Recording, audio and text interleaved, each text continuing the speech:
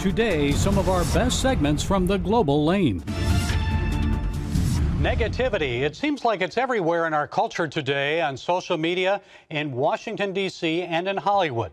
But as we complete the fall harvest and Thanksgiving seasons, and now move into Christmas time, it seems many of us forget God's blessings, not only in our lives, but also for our nation. Author, historian, and radio host Michael Medved is with us now to discuss his latest book, God's Hand on America, Divine Providence in the Modern Era. Michael, it's always good to have you here. Thank you, Gary. And to see you again. Before we get into talking about your book, your med heads and people that you talk to on the radio and elsewhere, podcasts, what are they telling you about their concerns about the culture today? Well, I think there are lots of concerns. I mean, we were just speaking about off the air is there has been a rise of anti-Semitism in America today. I think that the overwhelming concern that I understand is the need for what Isaiah talks about, which is, come, let us reason together. Americans aren't reasoning together. We're shouting at each other. And I think that people literally pray for a more constructive discourse. It's gotten to the point where people of Judeo-Christian faith seem to be having less of an influence on the society. Do you see that? Yes. And why is that, unfortunately? Michael? Well, partially because the younger generation seems to be so disillusioned. And I think that part of what they are reacting to is the politicization of religion. In other words, and it's on the left as well as the right, it's on all sides. And I think that what we need more than before is not a religion that is fused by politics, but a politics that might be fired by religion. And part of the religious imperative for people who are Jews and people who are Christians is decent behavior, communication, respect for other people, and a more constructive attitude, which was, by the way, typical of all of our great leaders. Our great leaders did not become great leaders through anger. They became great leaders through preaching basically hope and optimism. And leading. And leading. Yes. And, you know, I think about President Reagan, and it's one of the things that I mention in my book, is he displayed such exemplary optimism and confidence when he was shot. Shot in the chest, bullet came within 1/4 of an inch of his heart. And humor, too. And humor. And by the way, and 6 weeks later, another great human being, Pope John Paul II, also had that wound that should have killed him. And both men took the lesson that their lives had been given back to them by God for the purpose of defeating the evil of communism and advancing the cause of world peace. Well, that is the theme of your book. I mean, I read this, God's Hand on America. Thank you. It's amazing because from a historical perspective, you go through some events in American history to some of our leaders that have really changed the country if it had not been for God's hand. Now, one in particular that I think of has to do with FDR and Winston Churchill. Right. And how they had some close calls. Now, with FDR, he ended up with polio, and that could be seen by some people as a negative, but you turn it around and say, no, that was a positive thing. God's hand was on him. And Tell us about that. Well, partially because he had a reputation of being sort of a lightweight, a playboy. One of the quotes about him, Justice of the Supreme Court Oliver Wendell Holmes allegedly said that, well, Roosevelt is a second-rate intellect, but a first-rate temperament. But the whole idea that he was a second-rate intellect, this changed. The young man who was something of a playboy understood that life had been given back to him. And one of the things people forget about Franklin Roosevelt is that in 1933, literally 2 weeks before he was due to take the oath of office, bullets were fired at him, 5 of them, from 30 feet away, not yards, 30 feet away. He should have died. And it was a miraculous deliverance. I go into the details from this crazy guy who had been tracking him.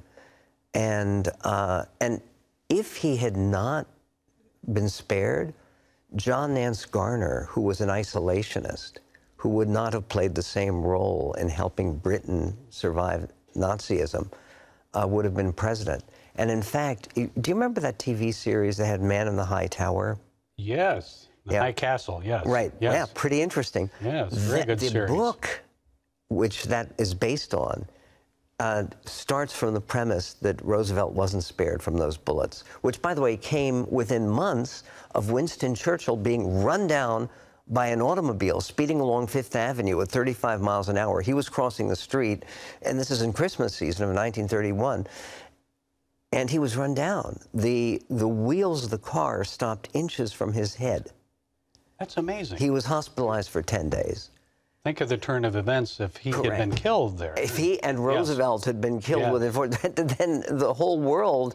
Question is, let's see, do we have Stalin dominating us or Hitler dominating our future? And then you move into, you talk about Martin Luther King and how he had close calls as a boy. And I think one quote about that was one person said, one of his followers in 1956 said, the Lord had his hand on Martin. He was saving him for us, that no harm could come to him. Correct. And by the way, a year after she said that, he had a knife in his heart, which is something nobody knows about. There's a very serious assassination attempt in Harlem.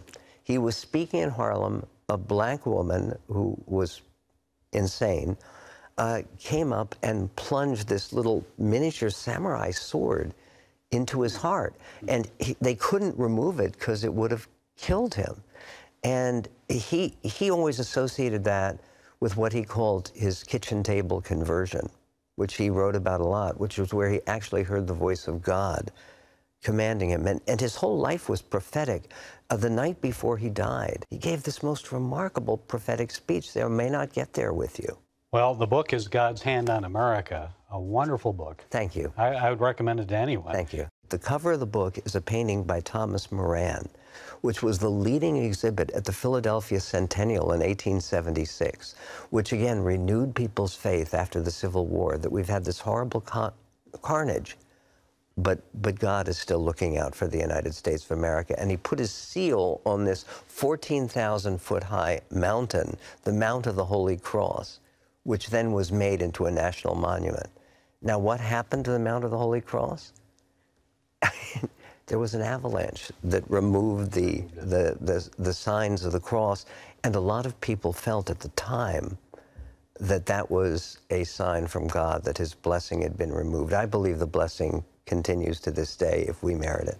It sure does, and we're very thankful for that, thankful for you. Thanks for being with us, Thank you Michael. so much, Gary. Thank you. God Great to bless see you. Daddy, Yeah, buddy. how many nickels are in a dollar? There are 20 nickels in a dollar. How do birds fly? Does milk really make my bones stronger? Yeah. Daddy, when we die, will we go to heaven? Do you have the answer to life's biggest question? Call the 700 Club. We'll help you find answers to the important questions life brings your way. Watch breaking news, in-depth exclusive stories and programs from health to entertainment you won't find anywhere else. The CBN News Channel, a perspective you can trust. Enjoy credible news reporting from around the world. Discover inspiring programs and stories of hope, all in one place from a Christian perspective.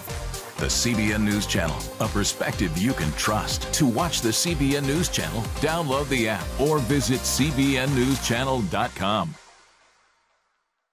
Hello, I'm Dr. David Perlmutter, board-certified neurologist and #1 New York Times bestselling author. Wouldn't it be great to boost your energy, eliminate brain fog, and even reverse brain disease? Well, you can, and I'm going to show you how, along with some of the world's most well-respected brain experts in this DVD, Protect Your Brain. Get Protect Your Brain, a free DVD only from the Christian Broadcasting Network, featuring experts on the cutting edge of neuroscience and brain health. No matter how many times you've failed in the past, you really can do this. In Protect Your Brain, you'll discover simple strategies to keep your brain young and healthy. Improve your memory. Discover the gut-brain connection. In Protect Your Brain. Get your free copy at cbn.com or call 1-800-700-7000. If you want to improve the quality of your life, Get the DVD, Protect Your Brain, and get it today. Protests and rioting in Portland, Oregon. Other major U.S. cities have also experienced demonstrations and violence. So what's the end game? Are these just some frustrated American young people demanding equality and justice, or is something bigger at play here? Well, our next guest contends the United States is in the throes of what he says is a move towards soft totalitarianism. Author Rod Dyer is senior editor of The American Conservative, and his latest book is Live Not by Lies, a manual for Christian dissidents. Rod, it's nice to have you with us. So let's begin with this idea of soft totalitarianism. First, what is it? Then explain why you think the United States is already moving in that direction. Well, there's a difference between soft totalitarianism and hard totalitarianism. The hard version is what we all think of as totalitarianism. It's George Orwell's 1984. It's the Soviet Union. It's the infliction of pain and terror on people to get them to conform. I don't think that's what we're facing. I don't think that's what's happening here. Rather, ours is going to be a more soft version where they use the infliction of economic pain and marginalization and shaming to force Christians out of the public square and to compel us to conform with left-wing ideology. And the fact that it's soft does not mean it is any less totalitarian. I know you quote Hannah Arendt, who after World War II published the book, The Origins of Totalitarianism. Now, at that time, she said loneliness is an everyday experience, not just for the elderly. So how has social media made us, particularly young people, lonely? And how is that fueling this rise of soft totalitarianism? Yeah, Hannah Arendt, in trying to understand how Germany gave itself over to Nazi totalitarianism and Russia to Bolshevik totalitarianism, said that the sense of being lonely and socially alienated was the major precursor to totalitarianism. What social media has done is it has served as a sort of substitute for person-to-person contact. And it has made young people have extraordinary levels of depression, of alienation, and it has made them desperate for something to solve their problem of alienation and their anxiety. I think that this is opening them up to the acceptance of a false idol that will be totalitarian, that will tell them, we can take care of all your problems, we can fix it if you will only say yes to us. That's what happened in Russia, and that's what happened in Germany, and that's what's coming here. Boy, that is scary now. I know when we think of totalitarianism, and let's say the Russian Revolution, which was really a communist one, but led to totalitarianism, we think of a violent overthrow, the murder of the Tsar and his family, of course, the murderous violence ordered by Joseph Stalin. Now, we're seeing riots, violent protests in some American cities, but nothing like that. So how likely is it could become that, evolve into that type of violence here? Well, it could happen. In fact, some of the people I talked to for this book, immigrants to the U.S. from communist countries, they say that they believe it will ultimately turn hard here because that's what the left will need to do. I think we have a long way to go before that. I think that rather we're going to see something develop in this country like the Chinese have today, the social credit system, where they monitor everything Chinese citizens do. They get all the data from their computers, from the internet, and so forth, and they assign them a rating. The more socially positive you are from a communist point of view, the higher your rating, the more your privileges. The lower your social credit rating is, like if you go to church, you'll get a lower rating. The more imprisoned you are in your home, and you can't send your kids to college, and so on and so forth. That's the sort of thing that I believe is coming here, that the left is going to be doing to us, and especially to Christians who are now seen as the chief obstacle to this world of progress and tolerance and anti-racism. And they already have the data. Most Americans don't realize this, but big corporations get tons and tons of data that we hand over to them ourselves through our use of computers, the Alexa, and smartphones. All it's going to take is a little bit more political will, and we're sunk.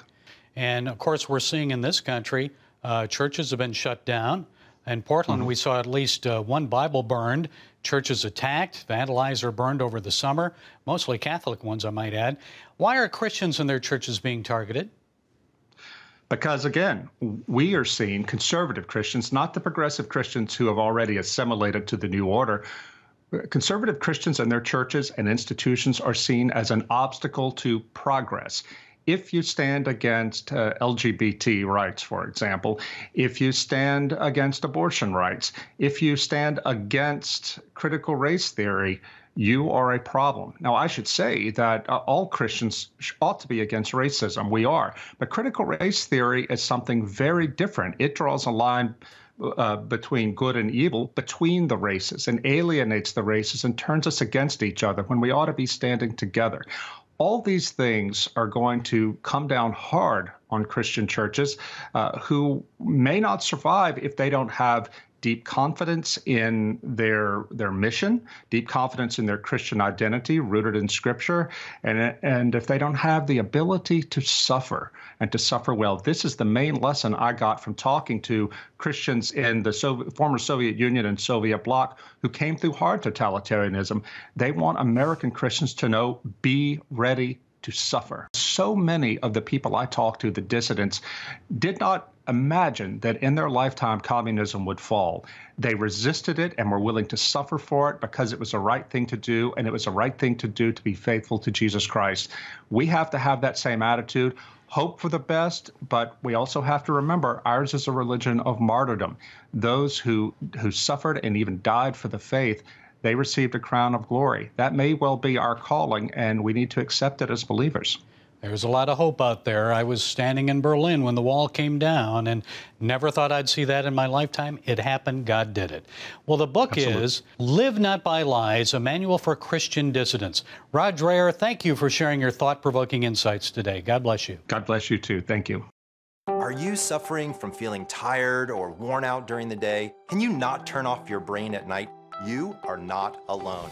Hi, I'm Dr. Michael Bruce, the Sleep Doctor, and I've partnered with the Christian Broadcasting Network, and we're going to bring you some unbelievable information that you can use tonight to get a better night's rest.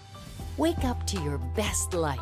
Call 1-800-700-7000 or go to cbn.com to get your free copy of Protect Your Sleep today.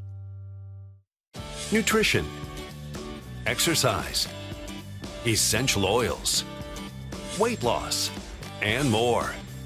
It's Healthy Living with Lori Johnson. Talk about what's in this. Join CBN health reporter Lori Johnson to get the latest information from today's top health experts. This is fantastic. Find out what you need to know to live a healthier life. Watch Healthy Living, Tuesday night at 9:30. Woohoo! Hi, Superbook fans. Here's something else you'll love. It's the new Superbook Bible app. It's packed with games, activities, and Superbook episodes that you can watch for free. Oh, no! There's trivia, a fun daily devotional, and answers to your Bible questions. Plus, an easy-to-understand Bible the whole family will enjoy. You can even create your own Superbook character. Ta-da! Whoa! Millsburg Falls man coming. Sorry, pardon me. Sorry, excuse me. Ouch! Are you getting this? Earn super points to win daily prizes too, and so much more. Time to get back to my adventures. See you soon. It's the new Superbook Bible app. Free downloads on iTunes, Google Play, and Amazon. Remember when moderator Chris Wallace asked President Trump about critical race theory during the first presidential debate? Wallace wanted to know why the president ended racial sensitivity training for federal workers. We were paying people hundreds of thousands of dollars to teach very bad ideas and, frankly, very sick ideas.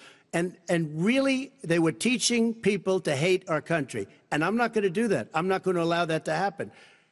We have to go back to the core values of this country. They were teaching people that our country is a horrible place, it's a racist place, and they were teaching people to hate our country. And I'm not going to allow that to happen. Here to set us straight on critical race theory is Professor of Psychology and Sociology Ann Hendershot. Ms. Hendershot is director of the Veritas Center for Ethics in Public Life at the Franciscan University in Steubenville, Ohio. She's author of the just-released book, The Politics of Envy. Professor Hendershot, good to have you here with us today. So tell us about critical race theory. It goes way beyond racial sensitivity. What are people teaching? Yeah, it has very little to do with sensitivity, I'll tell you that much. What that is doing is encouraging, well, for one thing, white guilt. But another thing, it's encouraging the envy that I see permeating society right now. I see a huge increase in rhetoric surrounding envy, encouraging envy. And I think it's pretty evil. I mean, I think your listeners, Christians, know that it's a serious sin, that envy is one of the 7 deadly sins. And to hear politicians kind of promoting that and critical race theorists also promoting it to engender division and hatred and resentment. When you hear a politician like Mayor de Blasio in New York City say there's plenty of money in New York City, it's just in the wrong hands, he's implying that that's your money that they have, and we need to take it back. That's envy. And it seems like it happens every election year, every election cycle. Now, critical race theory, the critics say it creates racial division, as you mentioned, perpetuates segregation, and the view that minorities are victims of a privileged majority. So what would Martin Luther King think about all this? After all, he gave his life fighting for integration and a color-neutral society. Right, and content of our character. Yeah, those days are gone.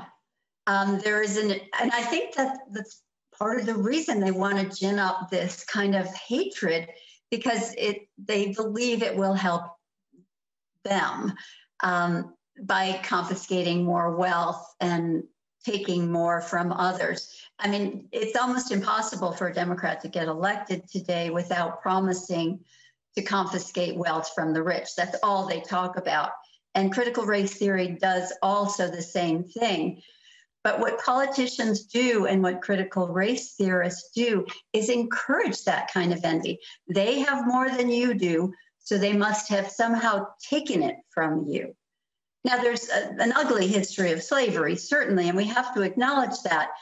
But to say that there's systemic racism today is a mistake. So what needs to be done actually to promote unity here in America, rather than advancing views that divide us? There's so much that bind us together and so much that we can work on together. Instead of using a theory and teaching that theory, promulgating that theory to divide us is just a mistake. So, I mean, I think the shared values that we do have, I mean, everybody loves their families, loves their children, want the best for their children. That's what we have in common. And if we could focus on that instead of what divides us and how much more somebody has for another, and move away from that. I mean, right now we're in a really terrible place. I mean, that guillotine that was erected in front of the chair, the CEO of Amazon, Jeff Bezos, that's a symbol for me. That's the French Revolution again. I worry about that because this rhetoric is becoming ever more heated up. And I know the guillotine was just a model and everybody says, oh, don't make such a big deal of it. But I think we need to make a big deal of it because it shows very clearly the hatred that is being engendered by groups. I mean, there's a new magazine, Jacobin, that's been around for a couple of years, but that's from the French Revolution. You know, you kind of know all that. I mean, the French Revolution is not a model to aspire to. It's just not. And so to embrace that symbolism worries me. And he's not the only person. That's a former disgruntled, envious former employee of Amazon. The former CEO of Twitter just said that any CEO who doesn't embrace the Black Lives Matter or the social justice or critical race should be lined up and shot. And he said he would videotape it. He posted that on Twitter. He removed it, but Twitter didn't remove it. Kind of a double standard by our social media companies. Okay, I'm sorry we're out of time. Professor Ann Hendershot, author of the new book, The Politics of Envy. Thank you so much for setting us straight today. Thank you. Come home to the sounds of Southern Gospel from CBN Radio. You'll enjoy a rich Southern blend of bluegrass, classic gospel, and Southern gospel favorites like the Gaithers, the Crab Family, and bluegrass sounds like Mountain Faith. So make yourself at home with the all-new CBN Southern Gospel, now available at cbnradio.com.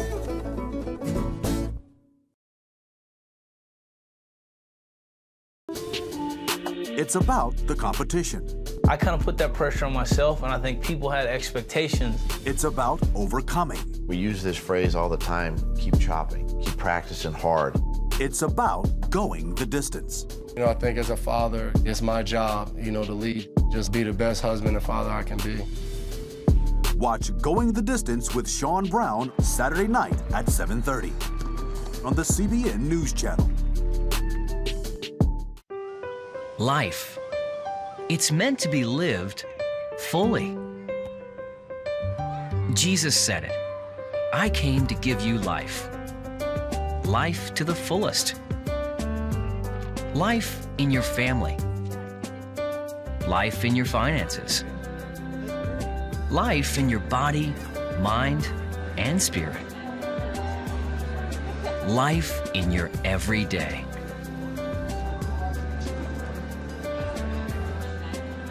At cbn.com, we're taking what Jesus said seriously. We're here to help you discover life. Life. Live it fully. cbn.com.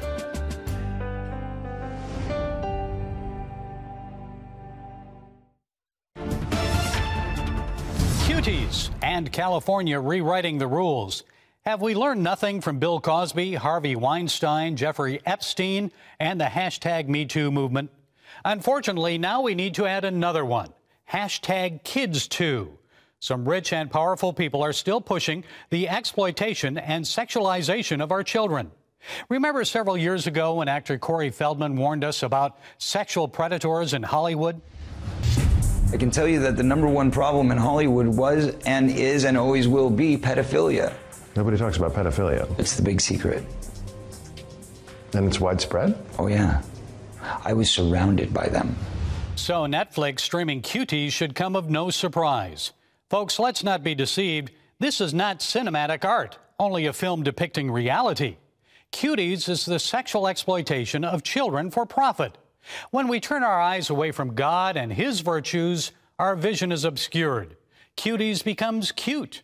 And then we easily accept new laws like the one signed recently by California Governor Gavin Newsom. It expands judicial discretion in statutory rape cases. So now in the Golden State, a 24-year-old man is unlikely to be placed on the sex offender registry if his male victim is 14 years old and a judge decides the sex was consensual. Yes, there is still hope for our culture. When these things happen, let's not throw up our hands and say, all is lost, it's too late. We are called to be light. We must speak out when we see wrongdoing and evil, and we must work to stop it. Our children and future depend on it. Well, that's it today from the Global Lane. Be sure to follow us on Facebook, iTunes, SoundCloud, YouTube, Parler, and Twitter. And until next time, be blessed.